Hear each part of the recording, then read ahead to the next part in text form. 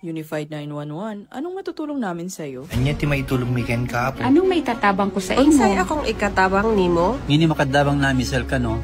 Sa anumang wika o dialekto, may tulong na darating sa iyo.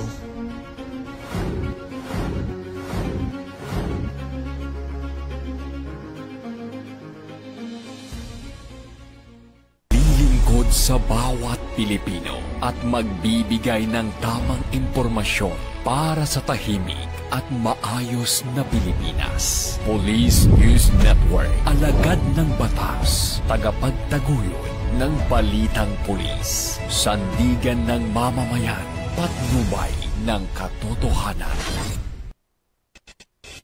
La Campo Crame, maghahatid ng pinakahuling kaganapan at nagbabagang balita. Ito ang PNN Police News Network. At ngayon, ang inyong mga tagapagbalita. Magandang hapon, bagong Pilipinas. Kami ang inyong alagad ng batas, tagataguyod ng balitang pulis, Police Captain Cherry Vicente.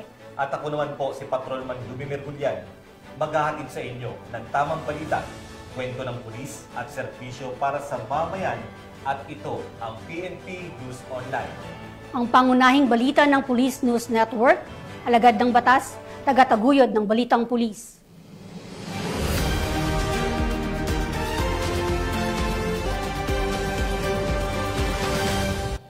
Narito ang mga balitang dapat ninyong abangan. Waiter arestado matapos mahulihan ng 10 gramong shabu sa Ilocos Norte. 2 babae huli ng PNP ACG dahil sa pag-alok ng serbisyong dental online nang walang lisensya at permit. At 2 dating rebelde, kusang sumuko sa South Cotabato.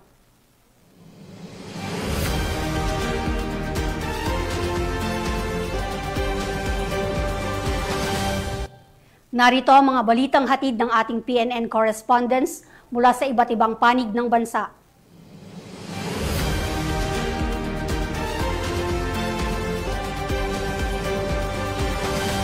Simulan natin ang balita mula sa bahagi ng Luzon.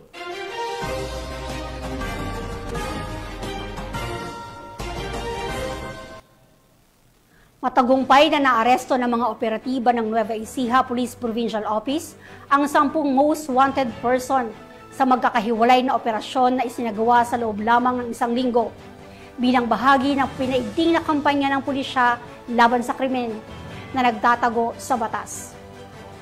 Ang pagkakaresto sa mga wanted persons ay patunay ng determinasyon ng kapulisan sa pagpapatupad ng batas at pagpapanatili ng kaayusan sa komunidad. Police Corporal Duvisito Sana sa report. 10 most wanted persons sa lalawigan ng Nueva Ecija ang nadagit ng kapulisan sa ilalim ng pamumuno ni Police Colonel Heril Dagit Liwanag Bruno, Provincial Director ng Nueva Ecija Police Provincial Office.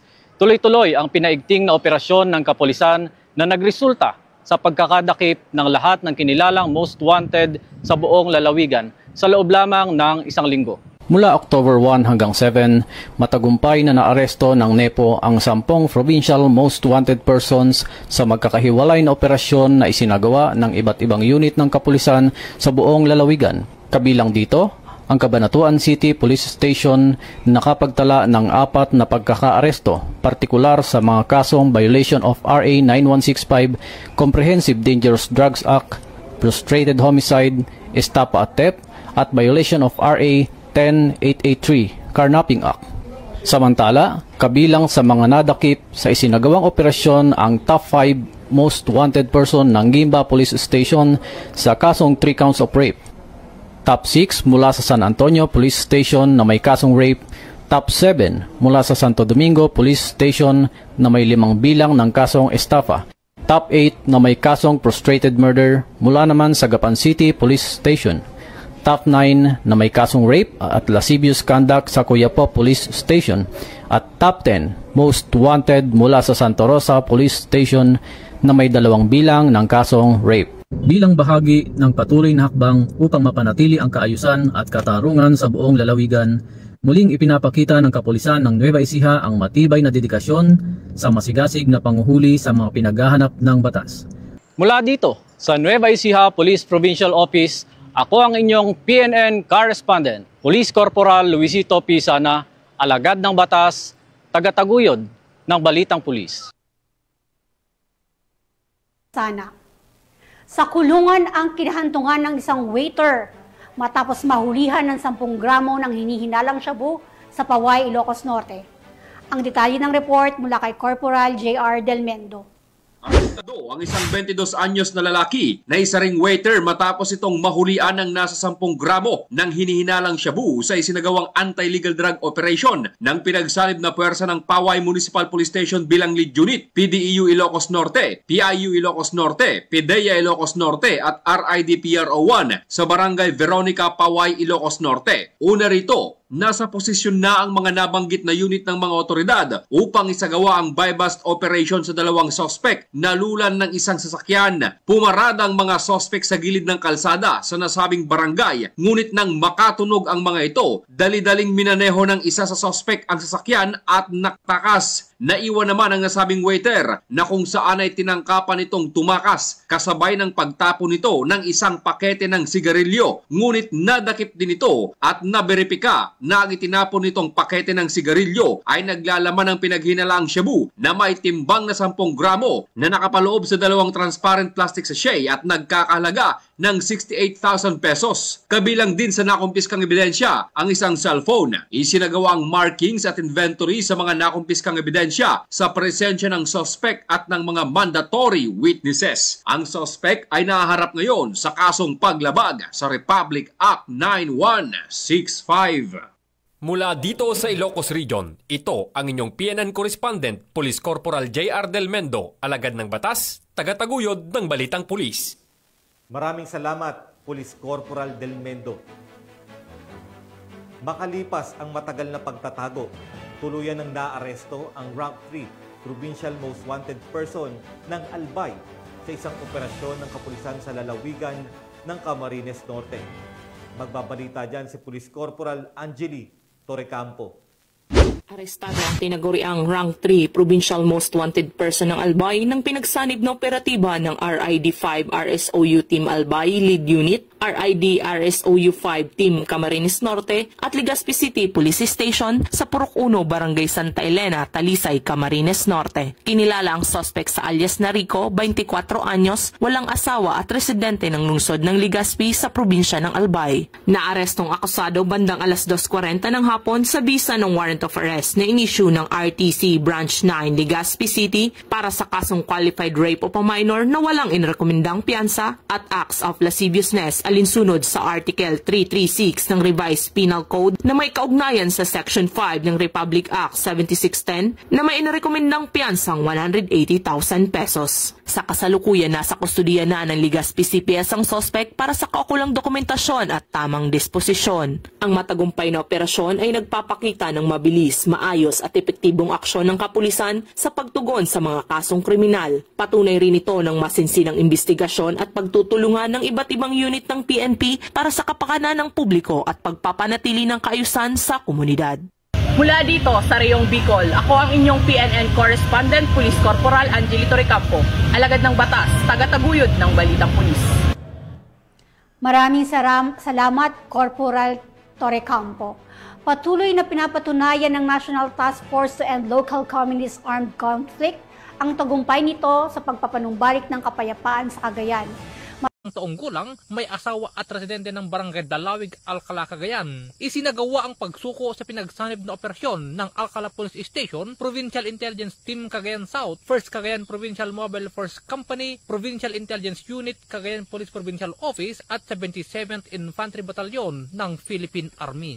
Bit-bit ni Kairin ang isang 38 caliber revolver na may 3 bala na agad isiniilalim sa kustudiya ng Alcala Police Station para sa tamang disposisyon. Sa panayam, inamin ni Kairin na nang-engganyo siya ng kanyang ama na tumulong sa mga aktibidad ng rebeldeng grupo mula 1999 hanggang 2006 bilang tagapamagitan at terrain guide sa mga operasyon ng NPA sa hangganan ng Alcala, Bagao at Gataran. Gayunman, napagpasahan niyang talikuran ang kilusan upang tuluyang linisin ang kanyang pangalan at ipakita ang buong suporta sa mga programa ng pamahalaan laban sa insurhensya. Mula dito sa lalawigan ng Cagayan, ako ang inyong PNN correspondent, Police Corporal Giab, alagad ng batas, tagataguyod ng Balitang Pulis. Maraming salamat, Police Corporal Giab. Patunay ng malasakit sa komunidad, nagsagawa ng community outreach program ang mga tauhan ng 2nd Palawan Provincial Mobile Force Company sa Barangay Alimanguan, San Vicente, Palawan. Yan ang tinutukan ni Patrolwoman Dara Palogme.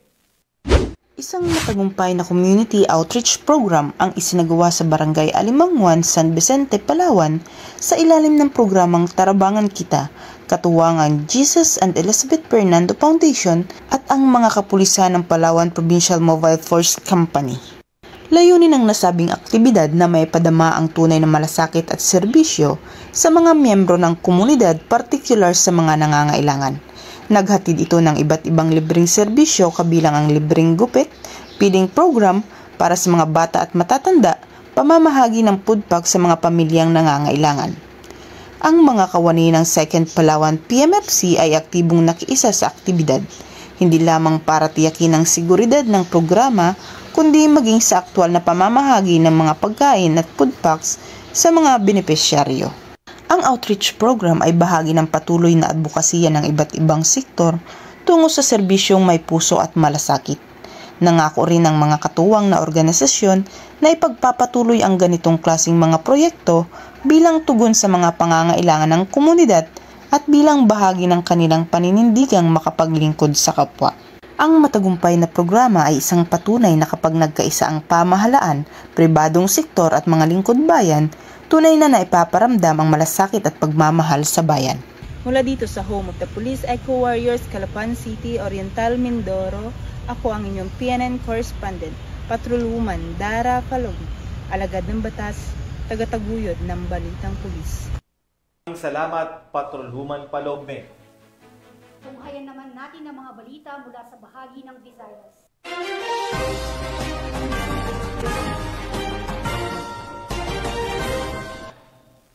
Hindi nakalusot sa batas ang 2 babae matapos silang maaresto sa ikinasang entrapment operation ng Regional Anti-Cybercrime Unit 6 sa Iloilo City dahil sa umano'y iligal na pag-aalok ng serbisyong dental online nang walang kaukulang lisensya at permit. Binalaan ng pulisya ang publiko laban sa mga hindi lisensyadong individual na nag-aalok ng medical o dental na serbisyo online dahil bukod sa labag ito sa batas. Maaari rin itong magdulot ng panganib sa kalusugan. Yan ang tinutukan ni Patrolwoman Mary Grace Artizuela. 2 babae ang arestado sa magkahiwalay na operasyon na isinagawa ng Regional Anti-Cybercrime Unit 6 sa Iloilo City matapos silang maaktuhang nagsasagawa ng dental services na walang kaukulang lisensya at permit. Natukoy ng mga otoridad ang mga suspect sa pamamagitan ng kanilang Facebook accounts na ginagamit sa pag-aalok ng dental services online.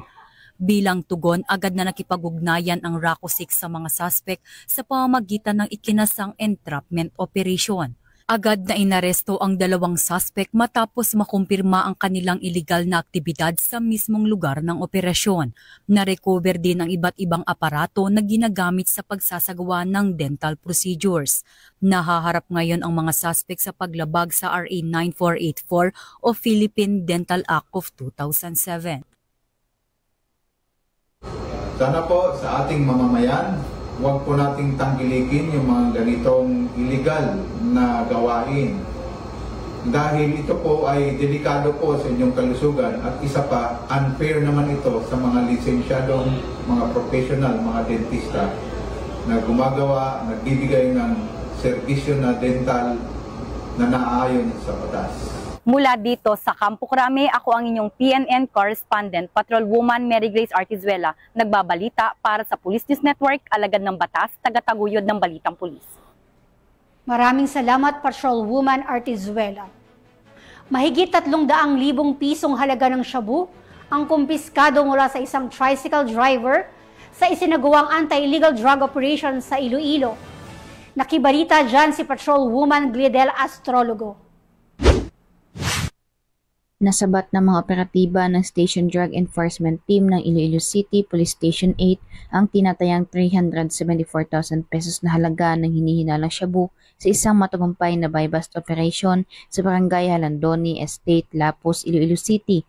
Nito lamang 13 ng Oktubre taong kasalukuyan. Arestado sa naturang operasyon ang suspect na kinilalang si alias Roland, 36 na taong gulang. Isang tricycle driver at residente ng Barangay Tabuksuba, Haraw, Iloilo City, ngunit pansamantalang naninirahan sa Kalye 5, Halandoni Estate, Lapus, Iloilo City. Ayon kay Police Captain Lester Oliveros, officer in charge ng Iloilo City Police Station 8, 3 linggo munang minanmanan ng mga operatiba ang galaw ng suspect bago isinagawa ang operasyon. Nakumpirma ang iligal na aktibidad matapos mabentahan ng suspect ang isang confidential agent ng isang sachet ng hinihinalang shabu, kapalit ng 11,500 pesos na buy-bust money, kabilang na ang Mark 100 peso bill. Sa aktual na pag-aresto, nakuha pa kay alias Roland ang 9 na karagdagang sachet ng hinihinalang shabu na nakalagay sa isang lalagyan ng wipes. Umabot sa humigit kumulang 55 gramo ang kabuang bigat na nakumpiskang iligal na droga na may estimated standard drug price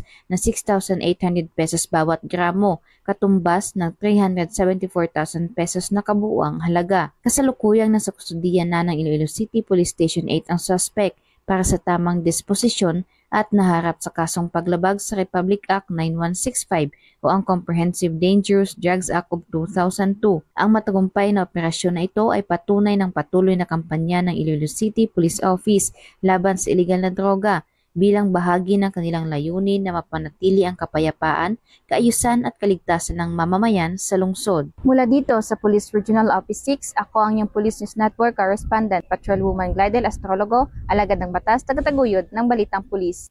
Maraming salamat, Patrolwoman Astrologo. Hindi na nakalayo ang isang lalaki matapos maaresto ng mga tauhan ng Tanamban Police Station sa Cebu dahil sa umano'y pagnanakaw ng 185,000 pesos mula sa isang butika. Yan ang report mula kay Patrolwoman Judith Nicanor. Arestado ng isang 29 anyos na lalaki matapos masangkot sa insidente ng pagnanakaw sa San Roque Pharmacy sa Governor M. Cuenco Avenue, Barangay Talamban, Cebu City, bandang alas 4:30 ng hapon nito lamang nakaraan. Kinilala ni Police Captain Wilmer Macasling Castillo, officer in charge ng Police Station 8 Cebu City Police Office, ang suspect na si Mark, residente ng Sitio Ipil, Barangay Basak, San Nicolas, Cebu City. Batay sa inisyal na investigasyon, sa pilitang pumasok ang suspect sa nasabing butika at tinangay ang pera mula sa kita ng tindahan. Sa pamamagitan ng pagsusuri sa CCTV footage, natukoy na umalis ang suspect sakay ng isang taxi bandang alas 4:47 ng madaling araw sa parehong araw. Agad na nagsagawa ng follow-up operation ng mga responding police sa tulong ng taxi driver na nagresulta sa pagkakaaresto sa suspect. Na-recover mula sa kanya ang inakaw na pera na nagkakahalaga ng 185,500 pesos. Kasalukuyang nasa kustodiya ng Police Station 8 CCPO ang suspect para sa dokumentasyon at paghahain ng kaukulang kasong kriminal sa korte. Patuloy ang paalala ng Cebu City Police Office sa publiko na makipagtulungan sa mga otoridad at agad i-report ang mga kahinahinalang aktibidad upang mapanatili ang katahimikan at seguridad ng komunidad. Mula dito sa Central Visayas, ako yung Police News Network Correspondent, Patrolwoman Judith Nicanor, alagad ng batas, tagataguyod ng Balitang Pulis. Maraming salamat, Patrolwoman Nicanor. Ipinamalas ng Police Regional Office 8 ang diwa ng bayanihan at malasakit sa kapwa matapos silang maghatid ng tulong at suporta sa mga residenteng naapektuhan ng nagdaang lindol sa Cebu. Yan ang balitang hatid ni Patrolwoman Cristel Palafox.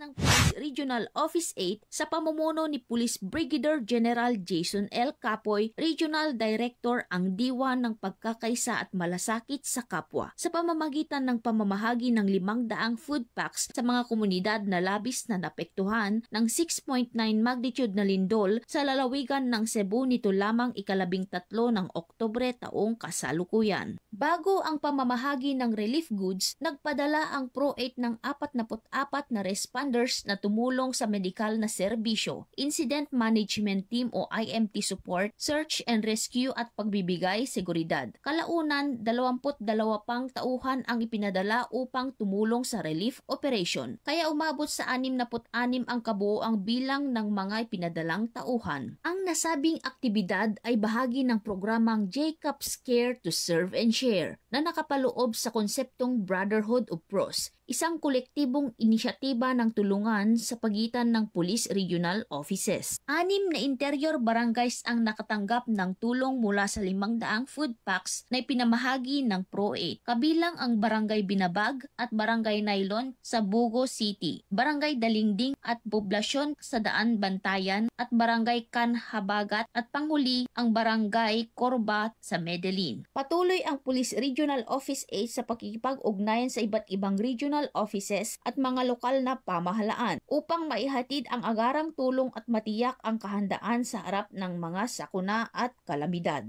Mula dito sa Eastern Visayas, ako ang inyong PNN correspondent, Patrolwoman Palafox, alagad ng batas, tagataguyod ng Balitang Pulis. Maraming salamat, Patrolwoman Palafox. Narito naman ang mga balita mula sa bahagi ng Mindanao.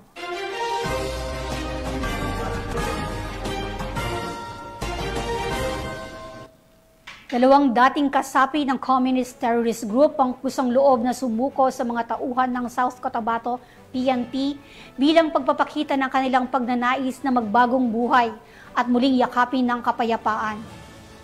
Patuloy na hinihikayat ng pambansang pulisya ang mga natitira pang miyembro ng makakaliwang grupo na magbalik loob sa pamahalaan para sa kapayapaan at kaunlaran ng ating bansa.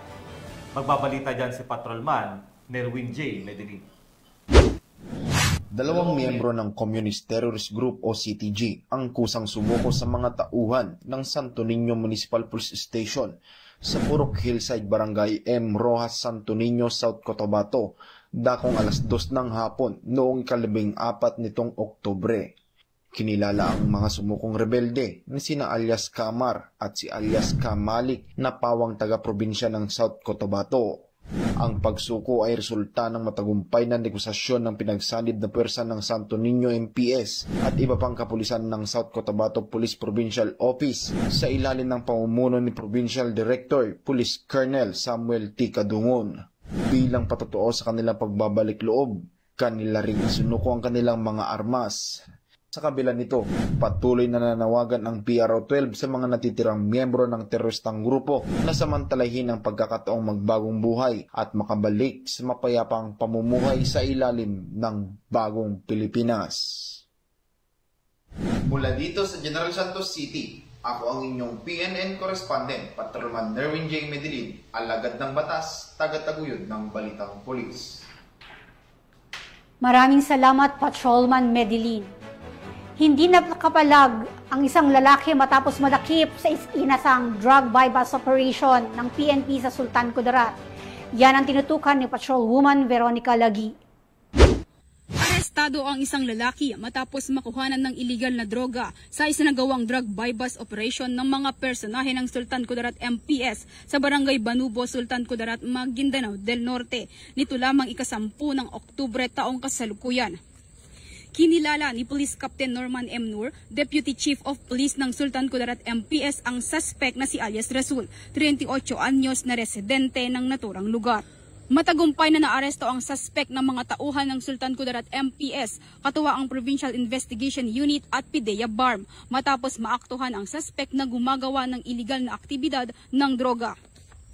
Nakuhanan ito ng 2 pirasong heat-sealed transparent plastic sachet na naglalaman ng pinaniniwalaang shabu na may kabuang bigat na humigit kumulang 0.15 gramo at tinatayang nagkakahalagang 1,020 pesos, 500 peso bill na ginamit bilang bypass money. Nasa kustodiya ng naturang istasyon ang suspect at mahaharap sa kasong Republic Act 9165 o Comprehensive Dangerous Drugs Act of 2002. Ang matagumpay na operasyong ito, katuwang ang iba't ibang sangay ng pamahalaan, ay patuloy na magsisilbing patunay sa maigting na kampanya ng pamahalaan laban sa iligal na droga at kriminalidad upang matiyak ang kaligtasan at kapayapaan ng komunidad. Mula rito sa rehiyon ng Bangsamoro, ako ang inyong Police News Network Correspondent, Patrolwoman Veronica Lagi, alagad ng batas, tagataguyod ng Balitang Pulis. Maraming salamat, Patrolwoman Lagi. Tuloy-tuloy ang kampanya ng kapulisan laban sa illegal na droga matapos ang matagumpay na operasyon ng mga tauhan ng Zamboanga del Norte PNP kung saan naaresto ang isang suspect at nasamsam pa ang mahigit 60,000 pisong halaga ng hinihinalang shabu. Patrolwoman Luis Mariconde, ibalita mo. Ang isang lalaki sa isinagawang bypass operation ng Zamboanga del Norte Provincial Drug Enforcement Unit sa pakikipagtulungan ng Dipolog CPS, 5th Special Operation Unit PNP Maritime Group at 901st Maneuver Company Regional Mobile Force Battalion 9 sa Gampis Sikayab, Dipolog City, Zamboanga del Norte nito lamang 14 ng Oktubre taong kasalukuyan. Kinilala ng mga otoridad ang naarestong suspect na si alias Jojo, 38 anyos, may asawa, construction worker at residente ng Christmas, Sikayab, Dipolog City, Zamboanga del Norte. Nakumpiska sa sospek ang 8 piraso ng heat seal transparent plastic sachet na hinihinalang shabu at may timbang na 10 gramo na nagkakahalaga ng 68,000 piso at mga non-drug evidence. Mahaharap ang sospek sa kasong paglabag sa Republic Act 9165 o Comprehensive Dangerous Drugs Act of 2002 kapag napatunayang nagkasala ito. Kasalukuyang nasa pangangalaga ng Forensic Unit Zamboanga del Norte ang mga nakumpiskang ebidensya para sa eksaminasyon. Samantalang nasa kustudiya naman ng Dipolog CPS ang suspect para sa maayos na dokumentasyon at tamang disposisyon. Ang matagumpay na operasyon ay resulta ng mahigpit na koordinasyon at patuloy na kampanya ng Zamboanga del Norte Police Provincial Office bilang bahagi ng pagsisikap na mapanatili ang kapayapaan at kaayusan sa lungsod. Mula dito sa Zamboanga Peninsula, ako ang inyong PNN Correspondent, Patrolwoman Luis Mariconde, alagad ng batas, tagataguyod ng Balitang Pulis. Maraming salamat, Patrolwoman Conde. Tinatayang 400,000 pisong halaga ng shabu ang nasabat sa Cagayan de Oro City PNP mula sa isang high-value individual. Ang buong detalye ng balita mula kay Patrolwoman Ria May Sanchez. Nang kumpiska ng Cagayan de Oro City PNP ang 408,000 halaga ng hinihingalang shabu sa ikinasang bypass operation sa Barangay Gusa, Cagayan de Oro City. Ang naturang operasyon ay pinangunahan ng City Drug Enforcement Unit ng Cagayan de Oro City Police Office. Kinilala ang suspect na si alias Julie, babae, 33 anyos, isang single parent, kinilalang bilang high-value individual at residente ng nasabing lugar. Nakumpiska mula sa suspect ang 60 grams ng hinihinalang shabu na may standard drug price na 408,000 pesos, isang cellphone, isang wallet, at isang 500 piso bill na ginagamit bilang bypass money. Nasa kustodiya na ng City Drug Enforcement Unit COCPO ang suspect at maharap sa kasong paglabag sa RA 9165 o Comprehensive Dangerous Drugs Act of 2002. Mula dito sa Hilagang Mindanao, ako ang inyong Police News Network Correspondent, Patrolwoman Remy B. Sanchez, alagad ng batas, tagataguyod ng Balitang Pulis. Maraming salamat, Patrolwoman Remy Sanchez. At yan ang mga balitang nakalap ng ating mga PNN correspondents mula Luzon, Visayas at Mindanao. At mga ka-PNN, 71 days na lang, Pasko na.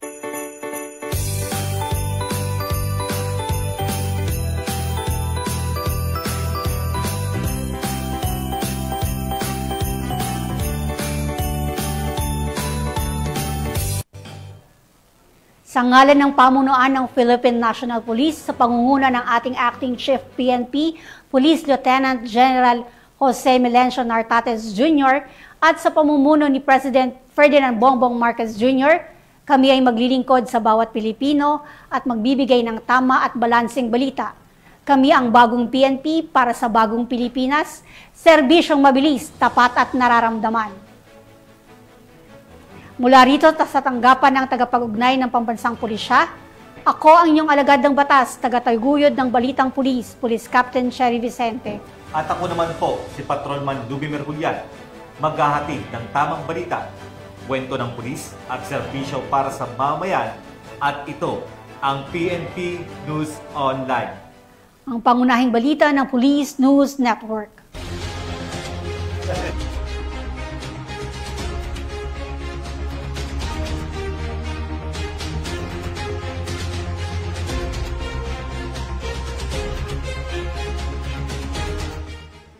Police News Network, alagad ng batas, tagapagtaguyod ng balitang pulis.